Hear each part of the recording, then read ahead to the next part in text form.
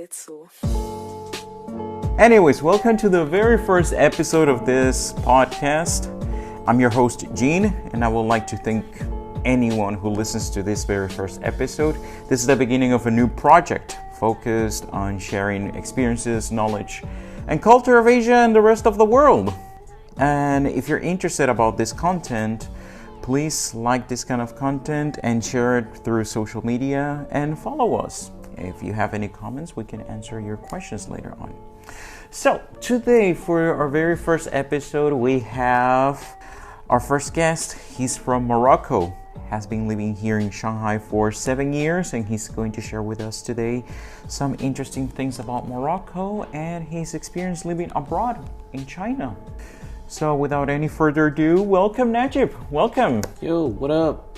I have to say, Najib is my best friend here in Shanghai. We've been together, those 7 years I mentioned, we've been living it together. Yeah. The same time as Yeah. well.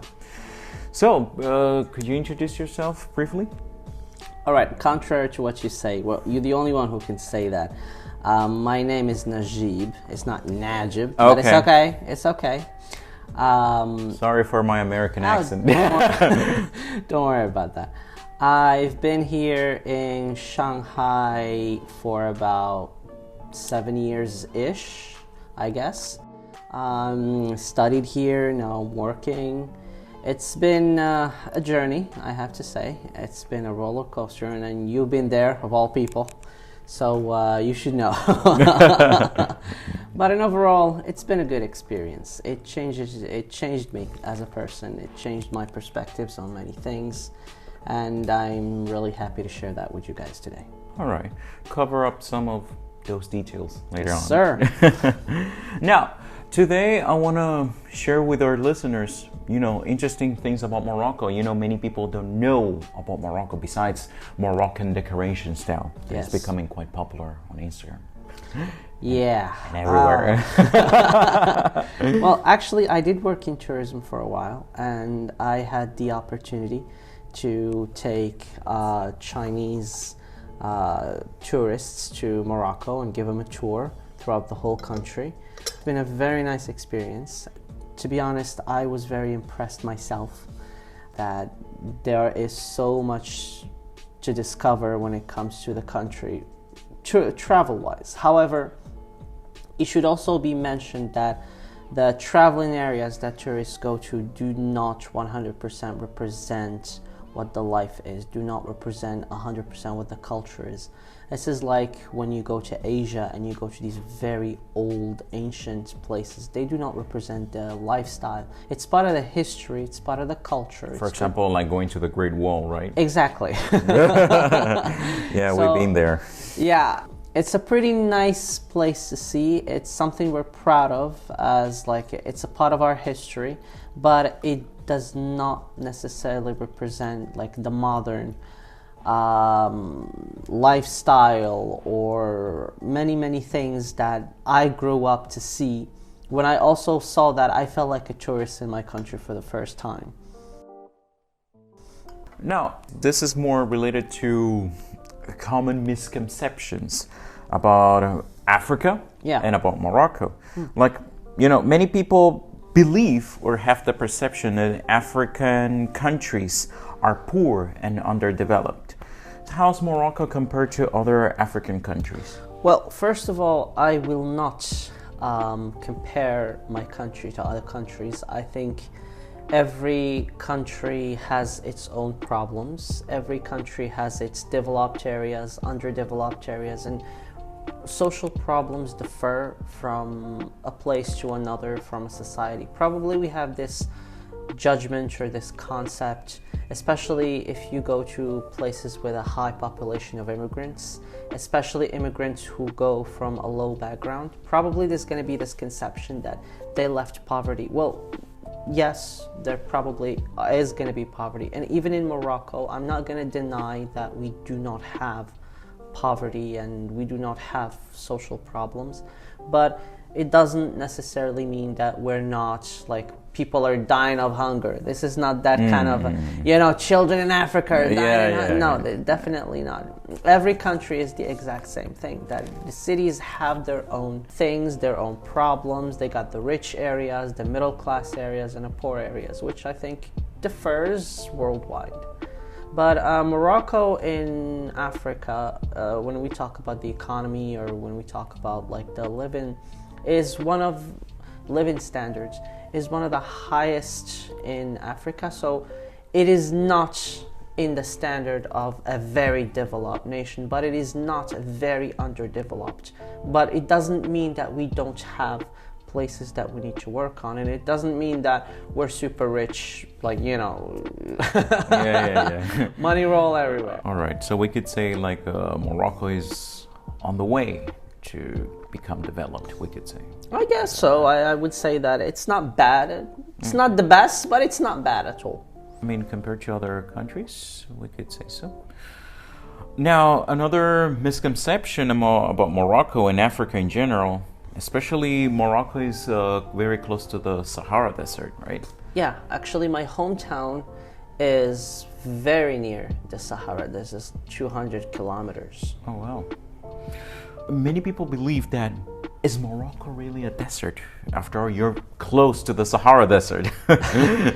Well, this would be a question for people who did not study geography of the country, but the country has 3 different kinds of areas. There is an area that is mostly like coastal area, especially in the north. The north coastal area is very similar to European weather. So it's not warm, it's not hot. It's a very fertile land for agriculture, etc.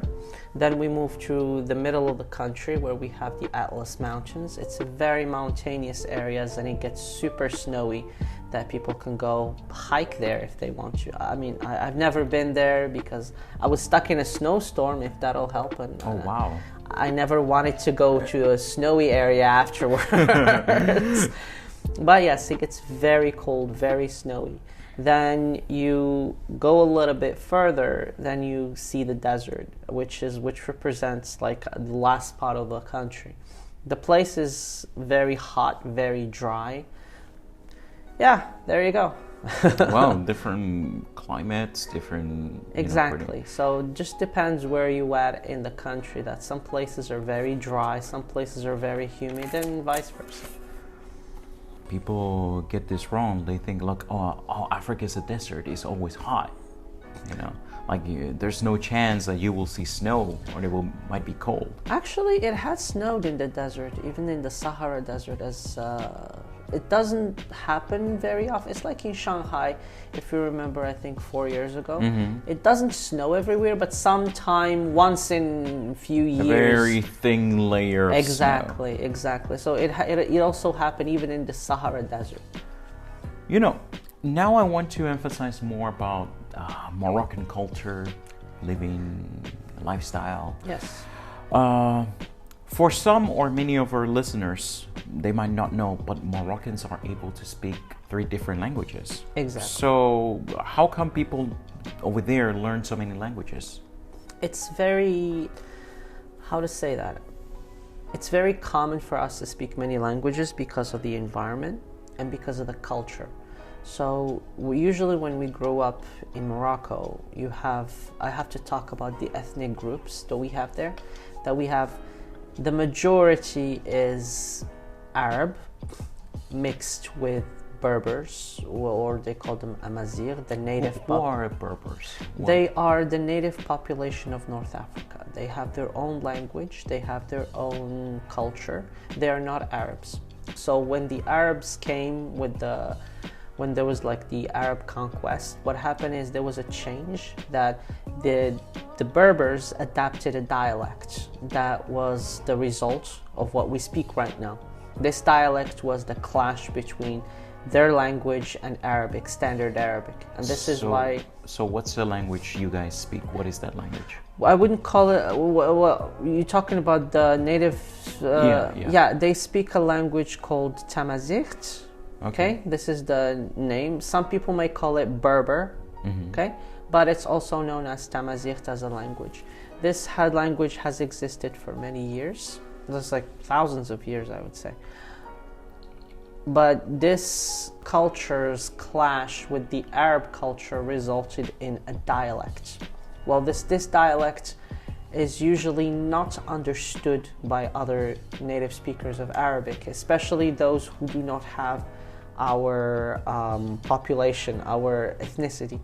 So when you grow up in the country, just for our people to understand that, let's say you grew up Mexican in the United States. Like, okay, as a Mexican, with a Mexican family. Yeah, but the Mexican family is not a Mexican. They're actually indigenous,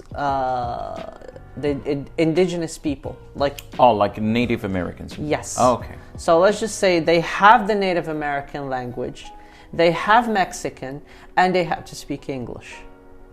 Okay, for Mexico will be Spanish then. I mean, they have to learn it as a second language also. Oh, okay. So for us, when we grow up, those who are Arabs are spared the hassle of learning the local dialect. If you're not, you just grow up in a family that speaks it, so you naturally get to speak that. You go out on the street, people speak a dialect of Arabic that we have to learn. Afterwards, you have to go to school. We learn standard Arabic and standard French. At home, we speak the native language. So when you grow up, you're speaking a language at home. You go out on the street, people are speaking a totally different dialect, which is the... How do you call this dialect? We call it the Moroccan Darija, or the local Arabic. This Darija actually... Maybe I would say is not only Moroccan. The exact same thing is spoken in Algeria, Tunisia, though it differs in terms of the accent and the pronunciation. But we're able to speak to each other very comfortably. We can comfortably use the exact same words we use at home, and we shouldn't have much differences. It's just, I'd say the difference would be someone from Alabama speaking to somebody from, I don't know, New York. Oh, okay. So right. There shouldn't be much. Even if I say the difference is, let's just speak to someone who's just Canadian. Maybe a different accent, different expressions. Exactly. Okay. So usually these three countries, because we shared a lot of history together, especially, and I would say the three main countries, Morocco, Algeria, Tunisia especially, these countries share a lot in terms of language, how we speak it. These people, especially I would say if you're indigenous or not, I would say you grew up in your home speaking a language, like the dialect. You go to school, you study standard Arabic, which is not contrary to what people think, it is not the standard Arabic. And then while we study standard Arabic, we also have to study French. So when you go out to the work field, the least they would ask of you is that, disregarding the native language and dialect, you must be able to speak Arabic and French, at least. We could say that the official languages of Morocco are Arabic and French. French is actually not an official language. Okay, interesting. So why do you have to learn it at school? I would say it's a language that we use for business. It's a business language. Okay, but the reason why you guys have to learn French, what is the reason behind it? Culturally, we're a French colony. You were colonized by... Ex-French colony. Okay. Yeah, and as an ex-French colony, we are speaking the ex-colonizers' language. And not only that, we also deal with France, like in terms of trade. Our economy is very related to France in many, many ways, that if we want, like most Moroccans, if they want to pursue a higher education, the first choice would be France. Okay. So it's very natural that most Moroccans would be speaking French, or they would emphasize that we learn the language if you want to use it in business. So what do you think about the education system then? Like, if you guys are able to have the access to learn so many languages, I think is quite good. I think languages would help you in some fields. It's not the most important thing, but as I said, every culture has its own priorities. So as Morocco, we're not a country that is like, we don't do, for example, a lot of scientific research in terms of like the United States, I would say, or China. We don't have that, I would say we don't produce any super high-tech thing. So really emphasis on that kind of research is not very important. However, we do have access to languages, and Morocco has a very high track record when it comes to translation, interpretation, and even when it comes to people living abroad or adapting to other places. It's very easy because the way in which we grow up learning languages allows us to grasp languages more quickly, because we kind of know how to learn languages pretty easily.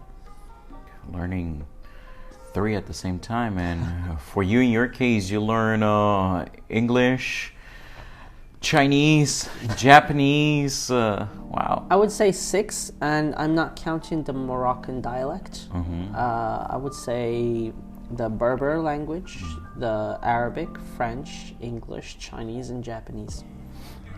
And also some regions, I guess, like at the north of Morocco, Casablanca, they speak Spanish as well, right? Casablanca, no, but in the far north, yes. Okay. Casablanca is just a name. Oh, okay. All right. People from the north, in this I'm talking about cities like Tangier, Al Hoceima. These places are very close, and they were part of Spain at a certain time. And if you're closer to the regions of Ceuta and Melilla, those places that are still, I would say, they're Spanish territories. The closer you are to Spain, the dialect also has a lot of Spanish words. Oh, wow. Yeah. Even though we use Spanish words, but they use it more often. I had the chance to meet people there, and when they speak to me, it's like I'm in a totally different area. So the words they use sometimes are very hard for me to understand, because I don't speak Spanish. So yeah. All right. Wow. Interesting. Now, another question that I personally would like to know is like, how's the daily life of a Moroccan person? Let's say ages between 25 to 40-year-olds. Like, what people over there like to do? Like, what's their normal day? Let's say on a working day and at weekends, what people usually like to do? I would say it's a mixture between Asian and Western. And for people to understand this, we still have, as a developing nation, we still have kind of a high amount of poverty, I would say. A very high number of poverty there. So people seek stability. Like, the first thing they seek is financial stability. And I think this is a worldwide thing. This is regardless of where you're from. But coming from, for example, my parents, and I would not say my parents are super rich. We're middle class. The stories they told me, their backgrounds, they come from like a time where poverty was huge, where there was a huge amount of poverty. So growing up, we were told to do our best not to fall into that category again, because it is not fun. I'm not saying that there is something wrong with poverty. Of course not. I think everybody should be able to have at least some financial stability. But it's really hard to achieve that, especially at the time where there was no opportunities. People were still having problems with education. We had problems with the literacy. So right now, most people, when they get a job, for example, this is very normal for Moroccans. We don't change our jobs that often. We don't go and we work for this company, and then after 2 years, people would seek more of a stable lifestyle.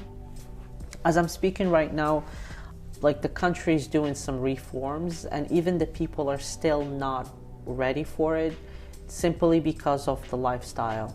We have this problem where there was contractors. So we have teachers who are contractors, and because they are contractors, they can get laid off anytime, right? But these people are afraid. They want like social stability. They want their pension, because for us, we think of, if you can get a pension, that's it. Your life is complete. You don't need to worry about anything else. Now you can get married, have children, you know.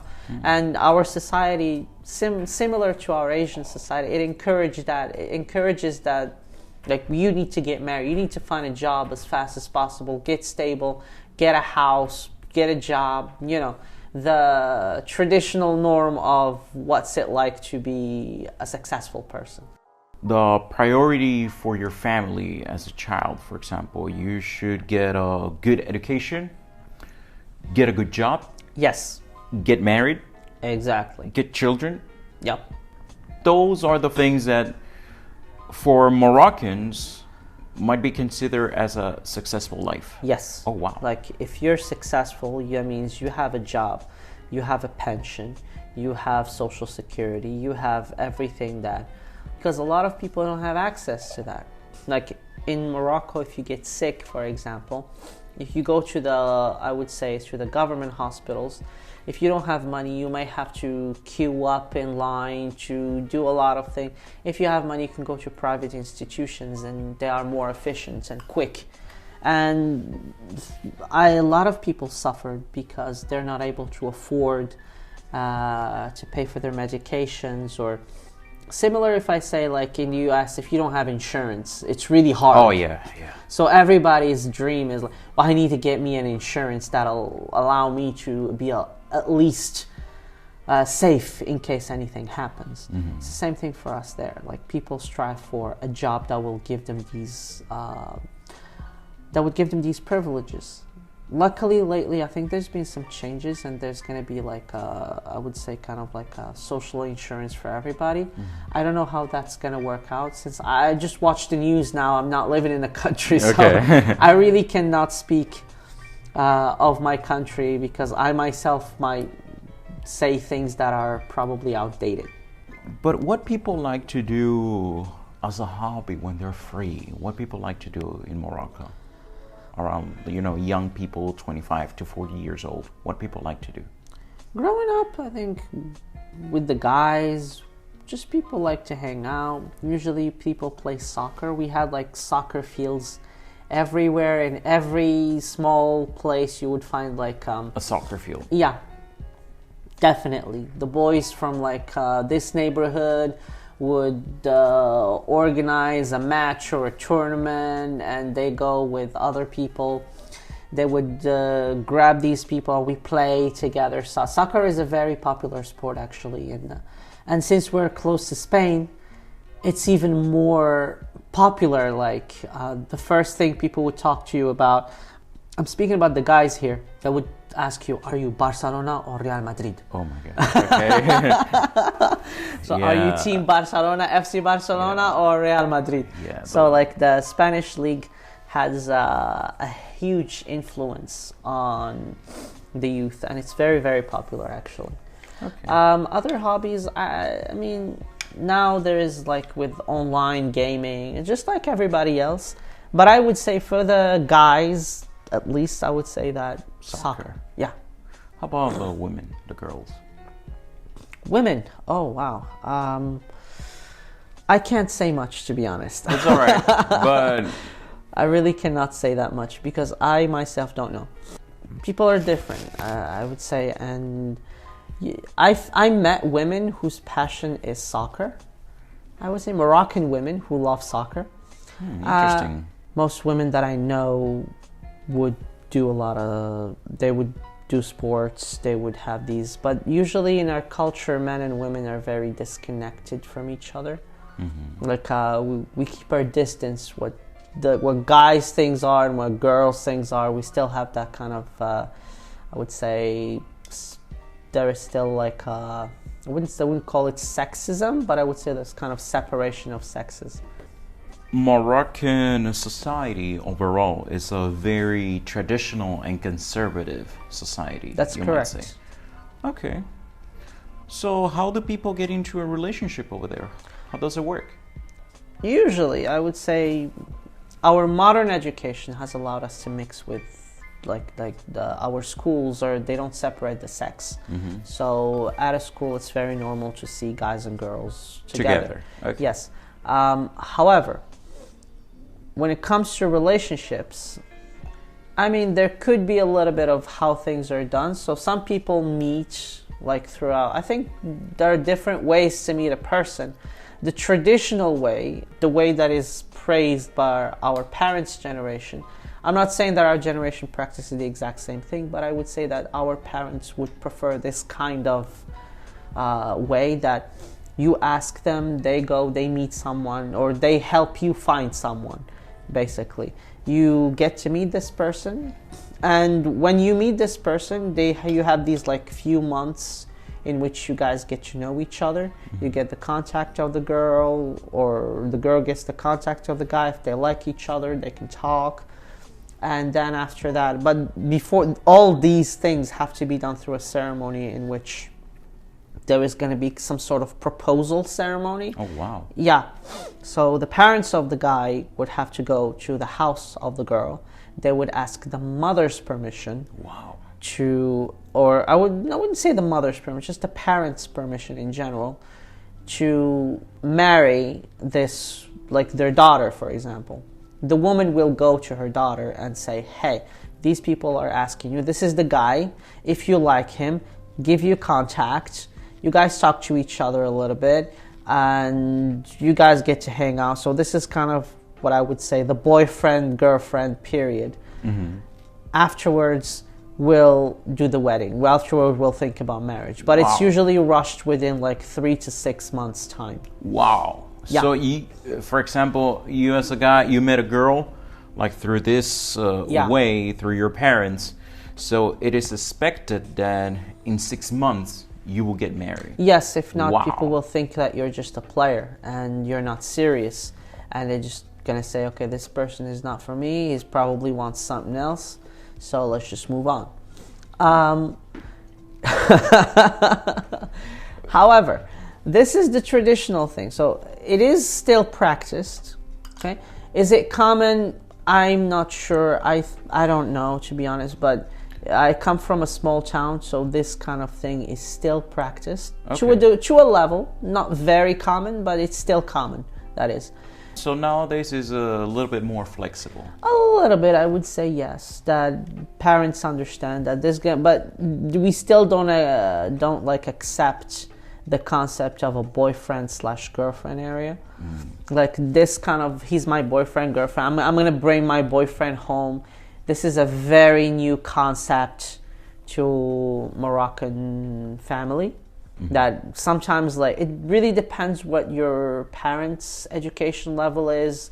It really depends on what your if your parent, even if they have a high educational level, I would say if they're open or not. If they're not that open, they would not like allow such thing. The girl cannot just say, "Hey, I met this guy." The parents will go crazy. Wow, they will freak out, right? yeah, exactly. So it's not something easily accepted. However, now with the modern society, I think these things are being overlooked with online dating and all these things. But parents wouldn't mind as long as the person is willing to get married. Similar for the boy, because we're still, I would say, kind of like a very overprotective of women. No, we still have a lot of things, or we still have a long way to go when it comes to equality between sexes, I would say. Let's say, I will give you in a scenario. Let's say I'm a typical Moroccan guy. Yes. I don't want to go to my parents to look for a girl. How do I chase a girl by myself? That's okay. You can do that. Yeah, you can do that. It's definitely okay to do it. Like most couples that I know who eventually are getting married or got married, they met online. They were in the same university, or they met somewhere. So it really isn't like that kind of, I have to go to my parents. You usually go to your parents when you're like, okay, I just want to get married. Just help me out. Wow. All right. All right. It also depends, because since we're still a very traditional family, or I would say, like in Morocco, there we still have a lot of traditional families. You might even find these cultures of clans. This is very common in Japan, that this clan would only marry within the clan's territory, or within just like you cannot find an outsider, or we need to know what your lineage is. So there is a lot of there are a lot of things going on there. However, this is from a very, very traditional perspective. But from a modern perspective, if you're a Moroccan guy, you want to find a girl, you go out, don't harass people. Okay. We still have this problem of men, because we don't know, a lot of men don't know how to approach a girl, and they would think that it's okay. I see a girl on the street, I want to talk to her, and it's okay. But it's not perceived as a nice thing, or it's not perceived as an okay thing. So we still have this problem of sexual harassment on the street. Okay. Yeah, that a man might go to a woman and say, hey, I want to talk to you, but she doesn't want to talk to you. And then they don't know what to do, right? Exactly. Okay. So they would think, oh, you know what, I'm just going to try until somebody gives me attention. So it's really weird. We're still experimenting with that. However, if you want to meet people, I think now online has allowed us to do many different things. So there you go. How about on the other side, for example, a girl chasing a guy? It happens. Yeah, it does happen. I mean, I've seen girls who came to guys and say, hey, I like you. Okay. Yeah, it does happen. Is it that common? Not that I know of, so I'm not really in a position to say these kind of things. I think you may have to interview a girl for that. But yeah, I would say that it's okay, like as long as people have mutual understanding. A guy or a girl would go chase another guy, or she would go chase him and tell him, hey, I want to marry you. I think it happens. And I'm pretty sure it happens. I wouldn't be surprised if it does. All right, interesting. Apparently, Morocco is very conservative regarding, for example, relationships and family issues, right? Having intercourse before marriage is a big no-no, right? Yes. I would put it in the words of Bill Clinton. Oh my God. Luckily, this is just audio. Like, people can't see my reaction. But, okay, go ahead. Don't ask, don't tell. Wow. This is the rule. Don't ask, don't tell. You want to talk about the law, or you want to talk about the reality?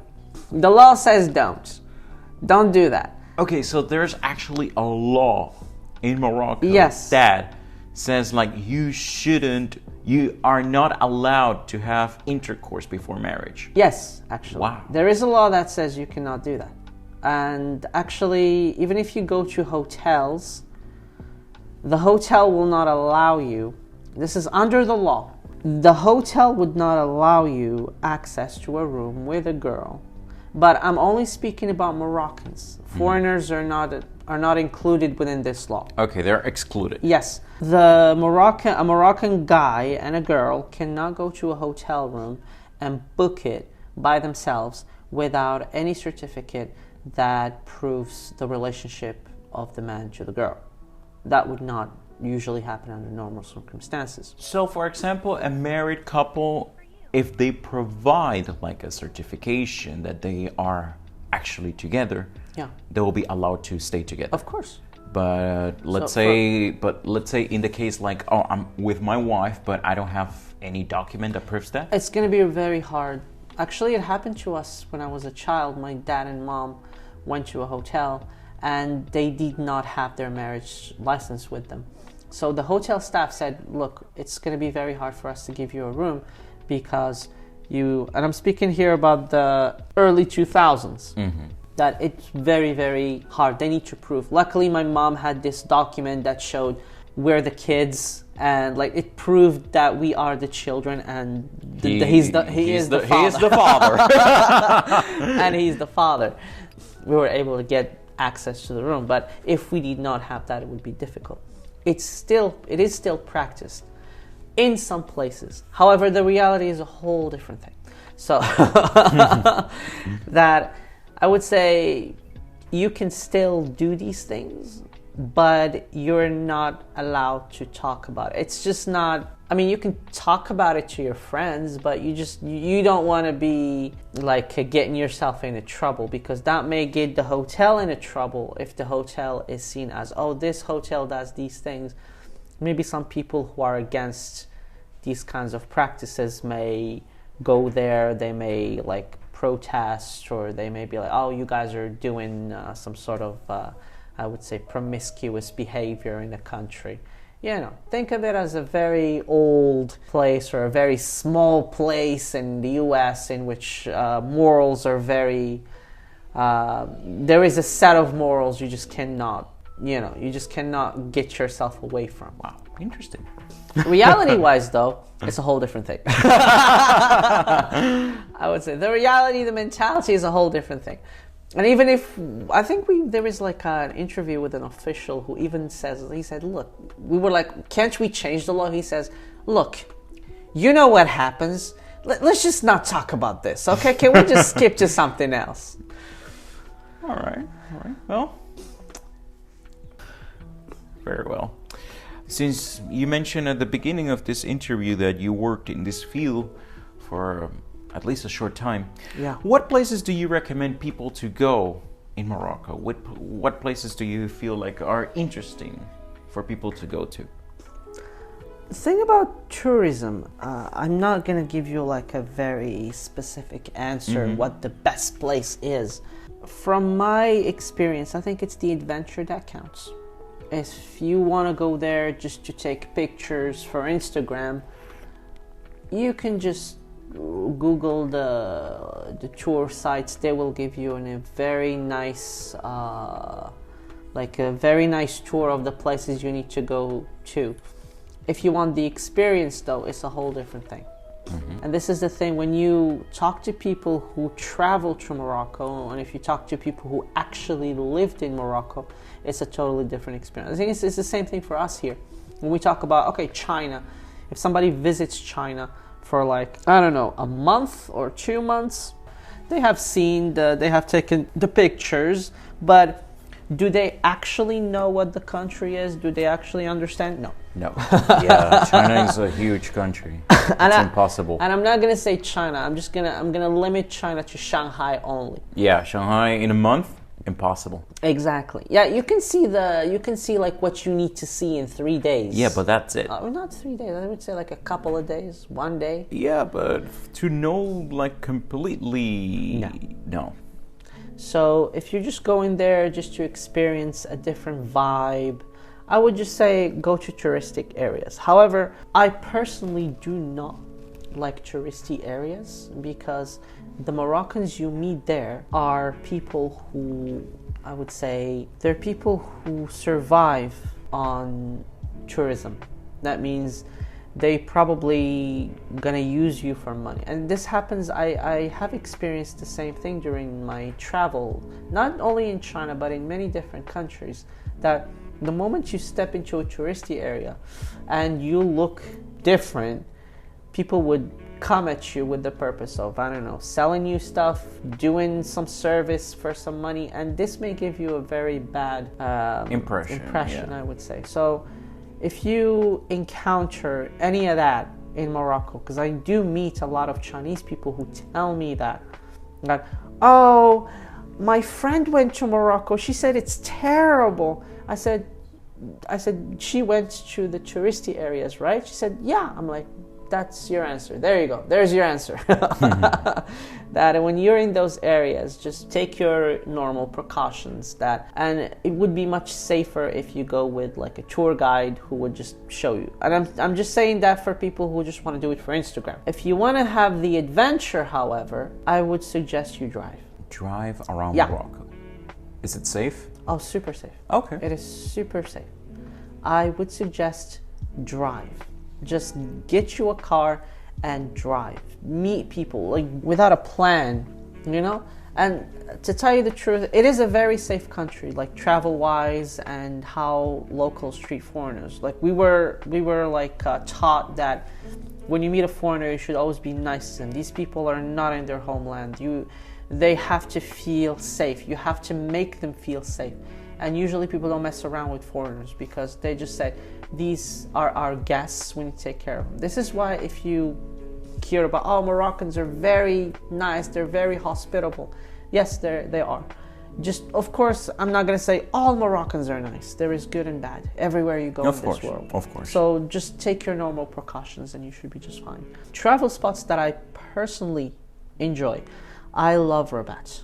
Rabat, the capital. It's not Casablanca. The capital is called Rabat. Yeah, people get that confused. It's beautiful. It's a beautiful place. I stayed there for my college experience, my bachelor experience. It was a beautiful city. I go back to it and it's still a beautiful city. It's a city that combines what modern Morocco is and what traditional Morocco is. And it has both. And I always, whenever I go, I see development. There's always constant movement. Yeah, they never like sit there. I always go there. I've never seen the city getting a rest. There's always like work. Like people are making like new infrastructure. They're renewing these places. And I was very impressed with the city because it's clean. It's very nice. It's super safe. It's the closest thing to Shanghai safe, if I may say. Oh, wow. Yeah. Like within some areas, I would say, not everywhere, but within the areas like downtown area, like those places are super safe that I walk there feeling I've never felt safe in my entire, like in Shanghai you can walk. I wouldn't recommend walking at 4 a.m. everywhere in the world. No, but in Shanghai you can, I know. It's super safe. But I would say it's the closest thing to that safe. Right. That you won't be robbed or mugged in those areas.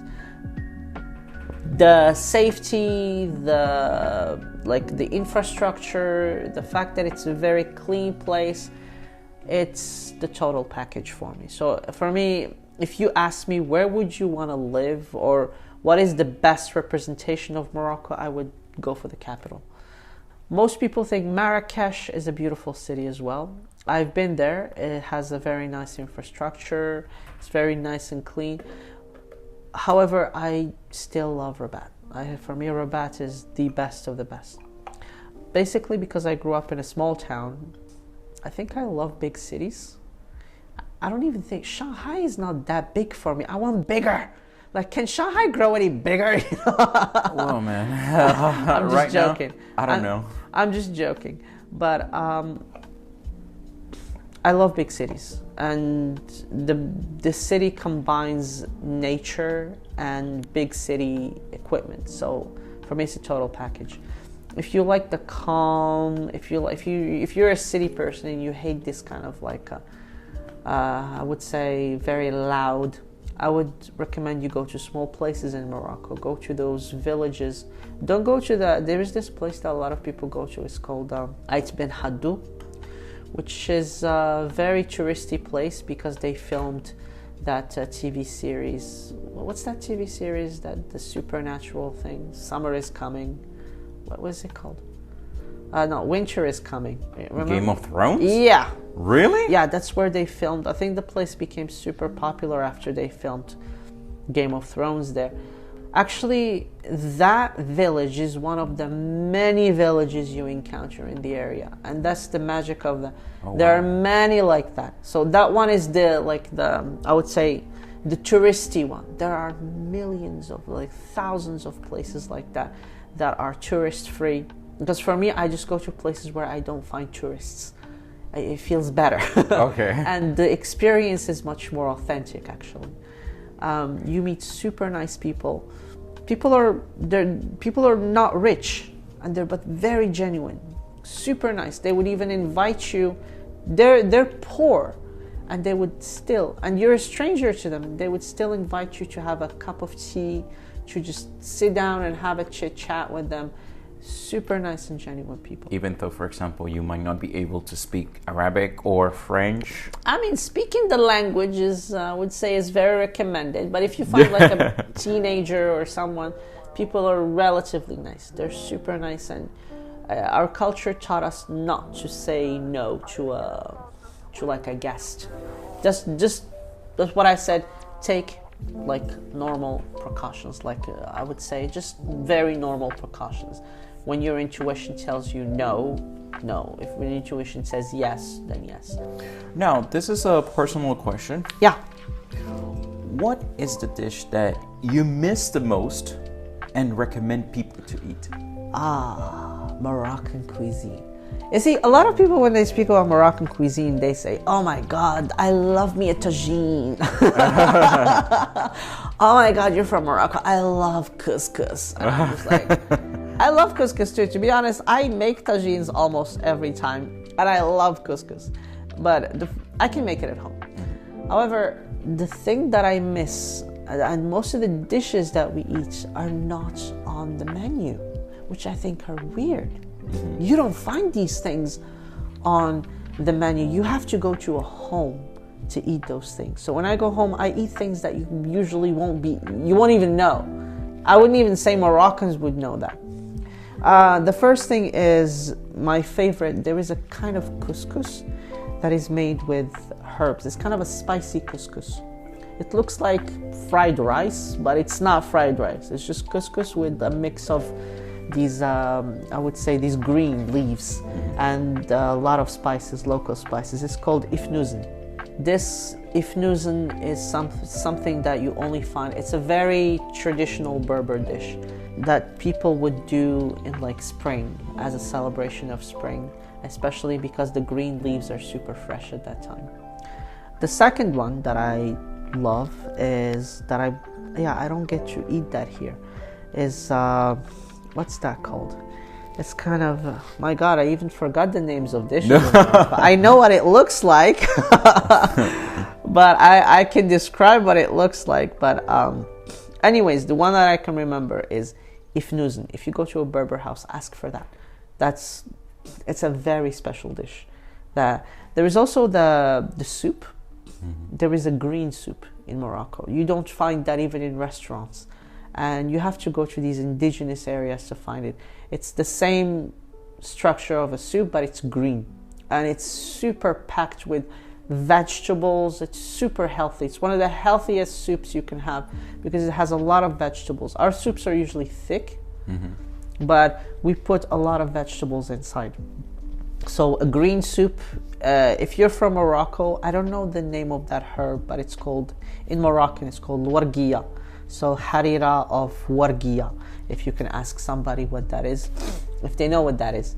So this soup, yes, that one, and I forgot this one, they give it to there is this dish that they give to pregnant women because it's packed with protein, especially once woman gives birth, they feed her that. It's kind of, I would say, oh my God, can you pause this? I need to find this dish. My brain now is not working. All right, about the food, I could not remember that dish, but it's a dish, I would say it's made with these pancakes. Usually the pancakes are shredded into pieces, and you cook this special sauce that you put it on top of the shredded bread. And usually this dish is packed with a lot of proteins because of the spices that you put in it. And I think protein, sodium, a lot of nutrition. Actually, it's too much nutrition because they give it to pregnant women to make sure she produces a highly nutritious milk for the baby. Unfortunately, while they give this dish to the woman, they ended up fattening her in the process. Wow. However, I have to say, it's super delicious. I forgot what the name is. If you know any Moroccan, please ask them this question because I couldn't find it and my brain right now is not working. You've been disconnected for such a long time already. Oh my God. Just sometimes the vocabulary just, I don't know. It's all right. What is considered a good salary in Morocco? Good salary? Wow. Okay, so living standards in Morocco are super, super low compared to Shanghai. Shanghai is, oh my God. Expensive. Oh wow, it's very expensive actually. So living standards there would go, I would even cut it down to 50%. 50%, that means you're earning an okay salary. That means you're not super rich, but you're definitely not poor. That means you don't have to worry. You're not what we say, you're making ends meet. So usually, but it also depends where you live. If you live in a big city in Morocco, you have to spend more money. The rent is a little expensive. You have to spend at least, I would say, around 1,500 to 2,000 ish for a good house. And I'm speaking about minimum living standards, okay? 1,500. This is like the equivalent of 2,500 here in Shanghai for like a room, shared room with other people. Okay, 1,500 RMB, right? Yeah, so I mean, you would have like a flat and you're sharing a room probably with friends in a very nice area. So the price can go even up. So it depends on the area, how safe that area is, of course, the kind of population that lives there. Because in Morocco, it's very easy to know what this place is, if it's safe or not. You can just eyeball it and you'll know. You'll know. So usually the places where I would say the upper class lives is a place that you cannot reach without a vehicle. The upper middle class lives in a place that is, I would say, relatively nice and secure. If you want to spend a little bit more money, you can go live in the old Medina. You will get lost there. I do not recommend doing it, but unless you're in Rabat, because these places are super packed. The Medina is an old street, and you will really need to know your way out or you get lost. It's like a maze. Yeah. Okay. And usually these places rent-wise are very expensive. And right now, if you go there, especially in touristy cities like Marrakesh, you would find foreigners there. So, however, even like that rent is not expensive compared to our rent situation in Shanghai. Still, I would say relatively okay. Rent, if you rent in a house, then it should be okay with 1,000, 1,500. So I would say like an okay salary I would not say for a married man, I would say for a single independent person. I would say around 6,000 to 7,000. Not everybody makes that. The minimum wage I think is 3,000, but a good salary is gonna range between 6,000 or 7,000. Okay. If we translate that into dollars, that's almost $1,000 per month. Yeah. Okay. All right. You can actually do less with that. This is for like a big city, an expensive city. I'm giving you the standard of Rabat. For my hometown, you can do with less. I would say 4,000 is a really good salary. It's a super good salary. 4,000, because you will probably spend, I don't know, 1,000 or like 700 or 800 for rent, a big house. Yeah. And food is very cheap. In Morocco, we don't eat out as much, so if you cook at home, People cook mostly. Yeah. We even like in our school system, we have lunch break, and by lunch break, that means you go home, eat lunch break. You don't stay at school lunch break. Wow. Yeah. That's nice. Only private schools would have the system where you eat in the cafeteria, or your mom packs lunch for you and you eat it at school. But for the most time we have a super fluid schedule in which kids go back home for lunch. They have 2 hours session, so I think 2 hours is enough to go home, grab lunch and come back. Wow. Nice. Yeah. So 4,000 for small cities. I would say 6,000 to 7,000 for big cities. And this is for middle class. This is not upper middle class. This is like a middle class. Real middle class. A real middle class, yes. Interesting. I guess people from more populated areas or more metropolitan areas, such as in New York, Shanghai, Beijing, LA, they will find it very cheap to live in. Very, Morocco. very cheap. Let's go right away with your personal experience in China.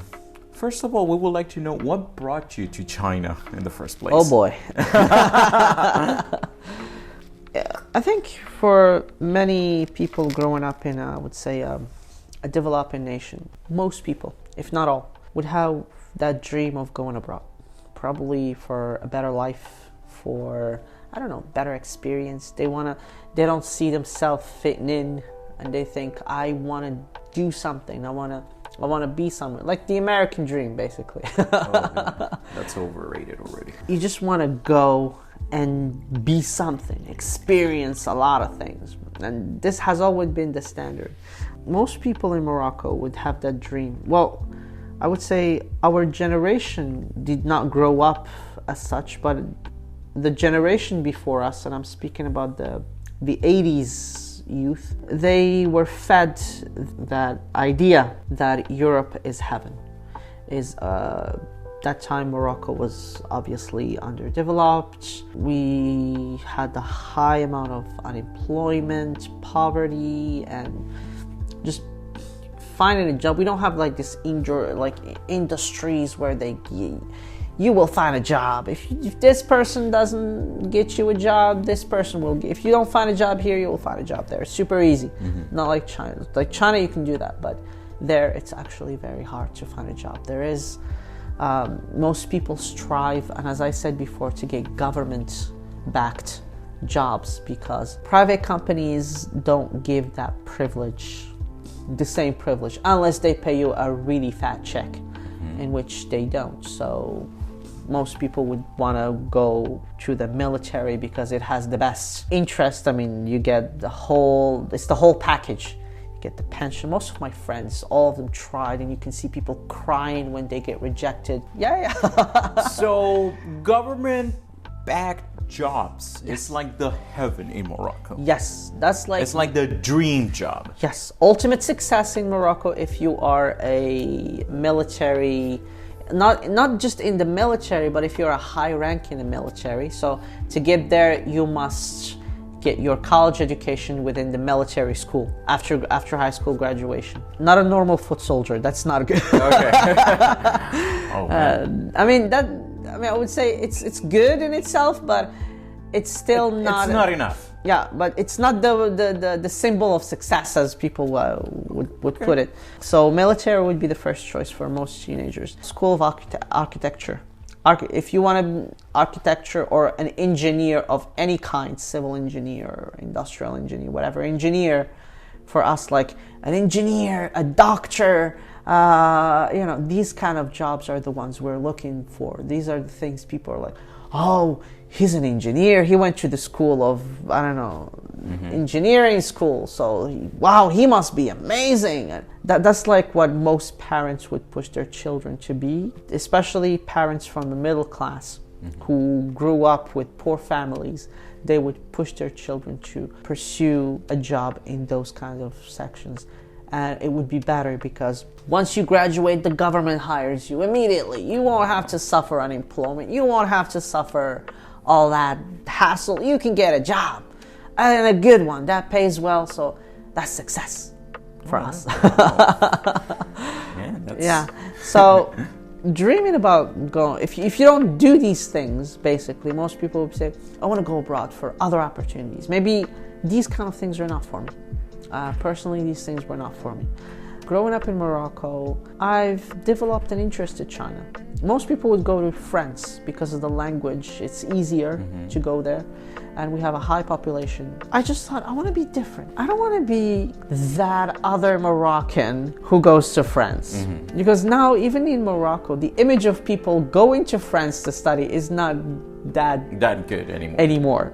You're like, oh, you go to France. Oh, I'm so sorry about that.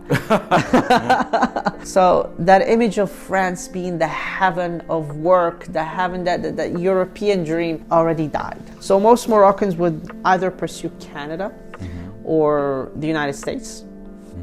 Well, not that much, but there still is interest in the US, I would say. China is that place. When I started learning Chinese at that time, since I think it was 2029, China was not that, I would say, the influence of China was not that huge. As it is today, right? Yes, definitely. So learning Chinese was something that is seen a little bit weird. When I was learning Chinese, because especially after the Beijing Olympics, I was so hooked on China. I was like, oh my God, I saw those lights, that introduction, that everything was amazing. And I was like, I'm gonna be there. I even had like a picture. I remember I cut it from the newspaper. They had the Beijing's bird nest, the place where they held stadium, the stadium. And I put it on my wall. I was like, I'm gonna be here one day. I'm going there. I actually did. Yeah. But I said, I'm gonna be there. This is where I'm meant to be. I thought Chinese characters were cool. You know, as a foreigner, I'm pretty sure you look at these characters like, what in the world is this? This is pretty cool. I want to learn this. So that enthusiasm got me to learn Chinese, and I had a chance to meet Chinese people in my hometown. We had the Chinese medical team who was helping me. There was this really nice person who was teaching me Chinese for free. It was just like, oh, you want to learn Chinese? You like it? Come here, I'll help you. Just come once a week, bring your book. My aunt got me a book from Holland. And I was just like, she was like, I'll teach you. Just go do this, do that, and I'll teach you. Wow. And really, he was really helpful. And after I saw that, I said, okay, I want to learn something with Chinese. I want to pursue my language learning. I went to Rabat, to the capital, to learn in the Confucius Institute. And finished my BA bachelor degree, and I said, you know what, let's do a master's in China, and I guess I'm here now. Studies brought you here, like that motivation, like instead of going to France to be different, brought you here to China. Yeah, I suppose. I think this is a place, I saw the future here. I saw that I see myself living here. I got that image in my mind. I told that to myself. I said, I don't know how in the world someone from this very small town in the middle of the desert is gonna make it, but I'm gonna do it. It was a dream before, now it's your reality. Exactly. It is, actually. But do you think like living abroad has changed you in some ways? Oh. Bad, good? A lot. It's been a journey, and I'm still going through it. I wouldn't change it for the world, I would say. In Morocco, I felt I wasn't reaching my full potential, you know, because I already got used to the place, I already got used to the environment, I already got used to everything. So I thought, okay, there is nothing for me to learn here. I want to go somewhere else. I want to do something different. The experience in China when I first came here, the first thing that happened to me is that I was put into these environments with people from different backgrounds. This clash of cultures, for me it was heaven. It was a heaven of cultures. It was, the more I know about the world, the more I know I actually don't know anything about the world. I met people from countries I never heard exist. For example, Kazakhstan? I knew about Kazakhstan. I didn't know what Kazakhstan... I thought Kazakhstan was this very small place in a map. Or Uzbekistan? I did not know those. Actually, I kind of knew these countries. I was like, oh, Stan countries. something, Stan. I met this guy who was like, where do you think I'm from? I was like, you're from Vietnam? He was like, no. Like, are you Chinese? He said, definitely not. Thai? No. I was like, where in the world? Myanmar? No. And I was like, where? He said, have you heard of a country called Brunei? Like, what in the world is Brunei? What is this? I mean, this girl was like, where are you from? She's like, have you heard of Romania? I was like, what is Romania? I was like, Dracula. I was like, no, I never heard of this place. I was like, this girl, where are you from? Belarus. I was like, where? There was a country called Belarus? All these people, their cultures, their perspective on life. I felt I was in this, because we only know, there is Europe and North America, South America included, and the black Asia, people in Africa. Japan, China, and everybody in Asia. That's Korea, it. yeah. Yeah, the racial stereotypical old mindset, I would say. But I never knew it was so much more than that. And diverse. Yeah, and even me, learning the language, It does not mean in any way that I understand the cultures. I dealt with the Japanese. I speak Japanese. I knew nothing about Japanese people or their culture or how they perceive things until I dealt with them. And China too. The more I actually knew about China, when my Chinese was good enough to talk to Chinese people who don't speak English, for example, it was the time when I actually thought, hey, I actually know nothing about life. I actually know nothing about anything. So, as I said, meeting those people allowed me to broaden my horizon, I would say. And when my Chinese was good enough to meet Chinese people who don't speak Chinese, who don't speak English, I was amazed to how illiterate I was regarding this country and regarding its people, its cultures, and you just think, oh, they're all Chinese people. Oh, hell to the no. Excuse the language. just a person from Shanghai and a person from, I don't know, Suzhou. No, completely different. They have similarities, of course, but they're completely different. And that's something I fail to understand. And I say, even my experience in life is just a fraction. So meeting these people from these different regions of the planet, is just a fraction of my understanding. And you just know that, oh my God, I actually don't know anything. Then I started traveling to see more. And the more I know, the more I was impressed, not just with China, but with other countries. Coming to China allowed me to travel in different Asian countries. Yeah, you've been around. to Korea. Korea, I've been to Thailand, I've been to Malaysia. It was a blessing. In Asia, I just say these countries, and I've been to Qatar as well. The contrast in cultures and the living standards and ideologies, I just feel like there was more hunger, to learn about this world. And it changed me as a person and how I see the world and how my perspective on many things has changed. That I had a narrow-minded perspective. Now I can finally understand even a little bit of it. I'm not going to say I understand all of it, but just a little bit. So did my China experience change me as a person? Oh yeah. Let's just put it this way. What was for you the most shocking thing? Like, what was the thing that sparked for you to have a culture shock? Was it that, to meeting like people from different backgrounds, from different countries, or what was it? I want to narrow it down. For example, what was the thing that shocked you in China, in Shanghai?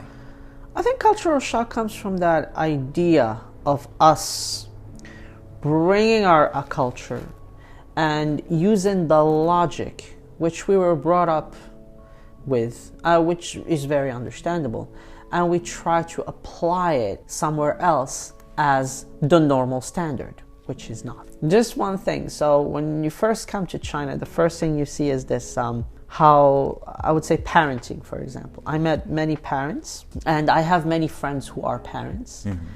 And I had the chance to talk to them about what parenting is or what they do with their children. We just have a conversation about what success is with our children. And you can see, for me, it's just traumatic when I hear about that. So when she says, like, my daughter, I have to give her piano classes, I have to give her these classes, I have to give her that classes, I have to give her this, I have to give her this, I have to give her this.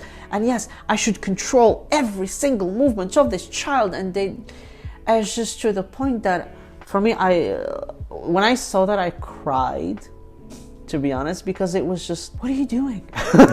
Well, but to give it some background, here in Shanghai, well, in China overall, but especially in big cities, it is normal for parents to pay a lot of attention on their kids' studies. For example, yes, their academic performance.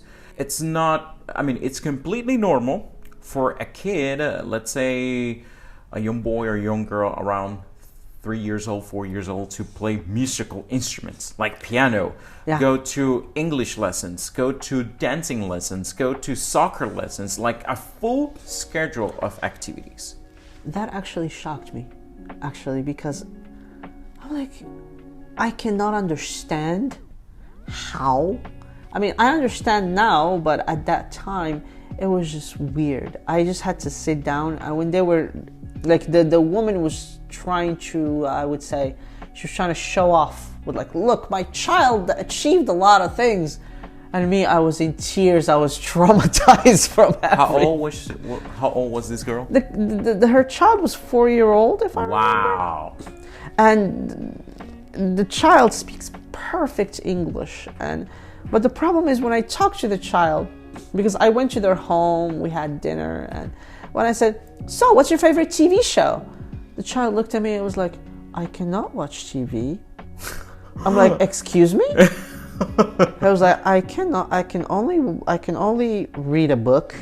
I can only play the piano. I cannot do TV. I cannot do video games. What are you talking about? I was just like, okay, I guess, well. Well, even things, and this is the thing, the biggest thing in cultural shock that happens is the topics that you want to talk about. And these topics are not what, like, do your research before you go somewhere. Yeah. What and what not to say. For exactly. me, when I was telling them, like, why not? But why do you guys, like, give this child this? And people were like, why are you asking these things? Exactly, because this is the norm here. Exactly. So for me, my normal, I was imposing my normal onto them, and it wasn't clicking with anybody there. So I guess it was this kind of the first cultural shock that I had, and I was like, I guess it's impossible to make friends with Chinese people. It's hard. I don't know what to talk about. I don't know what to talk to. I don't know what's the topic. What things can we discuss? For me, I want to discuss, why are we doing this? And for them, we're like, no, this is normal for us. This is normal. Yeah. Yeah. Tell me about a time that you felt lonely while living abroad. Woo. That's a big one. That's a big one. Well, you already know this, but I can share a little bit with others. Is that when I got here, especially a year after staying in China and realized my dreams, I fell into a deep, dark depression. My depression experience came from a lot of factors. The factors that I don't want to go home. I want to go home. I don't know what am I. There were a lot of questions in there, and you just feel out of place. It's like, I'm here, but I'm not here. And I was always telling myself this question. I remember the first day I got to China. I was supposed to stay here for a year, by the way. And I remember my friend came, the one who taught me Chinese in Morocco. He picked me up from the airport. We took a cab. He brought me down to the hotel. I got there. I'm feeling super great. I was like, oh my God, this is surreal. I'm in China. They gave me the room. I opened the curtains, and the first thing I see are these skyscrapers and buildings. And actually, you can see the Bund from my window. And I saw that Bund and all with all its majesty. And I told myself, the Bund is like downtown. Yeah. Well, I can see all that from my window. And the first thing I told myself was, don't get attached. This is not forever thing. So this is a 1-year thing. You're going to go back to your country. Don't get attached. I still remember that. It's still in my mind, just like yesterday. Mm-hmm. Never in my life did I know I was going to... That you will stay here for that long. Yeah. So when I got here, it just got to the point in which I was like, okay, did not go back. Now what? I don't know. I realized my dreams, but I'm still not part of the Chinese society. I still don't understand the culture. I thought I can speak the language, but I have a lot of difficulties. These difficulties came from self-esteem, came from a lot of... And it got to the point in which I was like, I don't know, whatever in the world. I thought coming to Shanghai with all its majesty is going to solve my problems, but I don't know. I miss home, but I don't miss home, and I don't know. So it was this whole time of confusion. It got super, super confused. It got to a point where I got into a very deep, dark path. But luckily, I had people around. I had very nice people around to remind me that at the end of the day, it doesn't matter where you're from. We're all human. It doesn't matter with our cultures. So do I feel lonely? Yes, I did feel lonely at first, but the experience taught me to find people, to find family like you, that people that I can see and call family in this place. That will serve as an advice for people. What would be the advice that you will give people living abroad? First things first, when you first come here, don't go and mix with people from your own. Don't go and mix with people that are From your own country. That's the biggest mistake most people do. Simply because those people, they lived longer. They probably are scared. There is this fear. And you just put yourself in a bubble and you really do not allow yourself to reach your true potential. Many people have great potential to discover new cultures. The world is beautiful. It's huge. But people fail to do that because they put barriers. Break those barriers. When you go abroad, go meet the locals. Appreciate everything. Do not put your culture there. Do not regard your culture as, I cannot do that. In my country, we don't do that. Don't do that to yourself. You're preventing yourself from discovering the beauty of difference. You're preventing yourself from many, many things. And I see a lot of foreigners, especially those who had a super terrible time here in Shanghai, say the exact, in my country, we don't do that. I was like, yes, exactly, because you're not in your country. Yeah, I mean, we both experienced that, like especially with people from Europe and also the States. Yeah, but I understand that there is this lack of understanding. That's why I say before you go somewhere, first things first, go with an open mind. Accept everything with an open mind. Do not take it personally. It's not like and do not take people's ignorance, because of course I said in every country you find the good and the bad. Don't take it as an attack to your identity, and be more fluid with it. Like, understand where people come from. There must be a reason why people would say that. All right?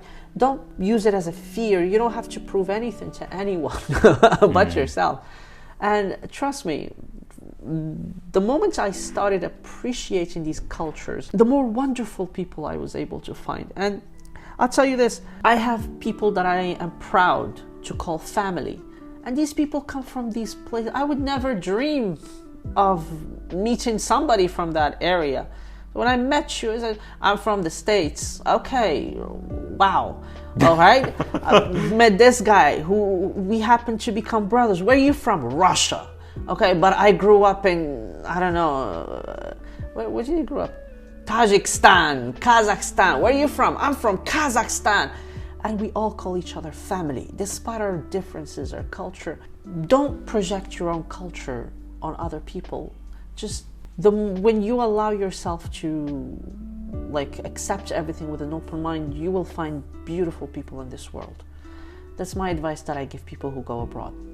Just go meet the locals, talk to them, try to live with them. This is why I say touristy areas fail to convey that experience. You will get the real experience if you go to a real Chinese home, eat local Chinese food, not the restaurant food, the food you eat with the family. Then you will feel the true culture. I completely agree with that. Like the best experience that you will ever get traveling abroad or living abroad is when you do it by yourself, not with a tour guide, and not to go to those touristy places. Just, casually traveling. That's the way to go. There is a reader that I read about. I did my thesis on him. His name is Paul Bowles. He's from New York. And that last name. Well, that's his name. I cannot change it. And that guy, he grew up in New York at a time where New York was, oh my God, it was not the New York we know currently. Well, he passed away in 1999, so. All right. He was at a time where New York was one of it was the world's destination. If you live in New York, you're in the center of the universe. The center of the world. He made a decision to go to Morocco. And Morocco that time, before I was born, it was a country that I would say it was underdeveloped country. It doesn't have the infrastructure of New York as it is. And the man found his soul there. And he was when I read his stories, when I read his novels about Morocco, I was very impressed I couldn't understand why would he fell in love with such a place. For me, I'm like, the infrastructure is not good, no, this is not good. Why would he like something like that? What is wrong with this guy? When I came to China, I was finally able to understand. I knew what he was thinking, I didn't understand it. When I got here, I was able to understand it. That I went with people like to very small villages in Henan. I've seen it, and I fell in love with that difference, with all that small things that when I share it with Chinese people, like modern Chinese people, they'll be like, they also look at me with the exact same way I used to look at that person. I'm like, what is wrong with you? This is too much even for me. Yeah. But it's beautiful in its way. It's the experience that it is. Lastly, how do you see yourself in 5 years? Do you see yourself in Shanghai? Do you see yourself somewhere else? How do you see yourself? I cannot tell you what the future is. I'm not a psychic. But what I can say is, whatever I am, I don't know if I just want to be like with people that I would call family. Living in Shanghai for 7 years, Shanghai has become a very dear place for me. So am I going to be away from Shanghai? Probably not. I don't see myself out of Shanghai. At least I want to give it another 10 years time and make a decision. But I don't see myself out of Shanghai anytime soon. And I don't see myself leaving the people I met, this whole beautiful experience that I'm still experiencing up till today, and I'm still learning. I'm not in a position to say, okay, I got it all. I try not to build a roof on the top of my house, because a roof is the limit, and I don't want to limit myself to the beauty of what this world has to offer. Am I going to be in Shanghai? I don't know. Do I want to be in Shanghai? Part of me wants to, but I'm ready to take everything in the future with an open mind, is what I would say. Wonderful. Well, this is it for now. Hopefully, we'll have a second episode with you. Well, I would gladly do that. To talk about other things as well. Like, I hope more about Morocco, and also we can discuss about our experience here in China, because, well, yes, sir. We've been together. Oh, yeah. We've been through many things together, right? Through thick and thin, huh? Since this is the first episode, hopefully we'll have more people to share their experience, and also for people to learn more about not only Asia, but also from different parts of the world. That would be my pleasure. Thank you so much for having me.